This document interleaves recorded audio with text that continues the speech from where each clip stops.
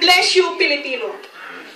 Sa aking paglisan sa aking inang bayan, wala akong hinangad kung hindi ang pagyaman. Upang makaranas ng buhay karangyaan, hindi alintana ang mga iniwan. Ang iniisip na lamang ay kanilang kapakanan at masunod layaw ng katawan. Sa paglipas ng panahon, hindi inakala, pansariling plano'y nabaliwala dahil tinawag ka ng Diyos na dakila at sa Diyos sumunod, lubos nagtiwala. Sa pangakong iyon, sa pangakong iyang laging nakahanda, kaya't mapapalad tayong mga tinawag niya upang maglingkod sa Diyos nating Ama.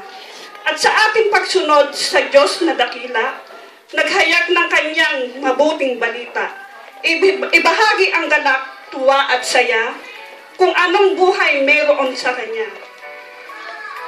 God bless you, Pilipino, buhay mo'y isinugo mo. Saan man sulok ng mundo, mabuhay ka, Pilipino, isa kang tunay na ministro. Amen.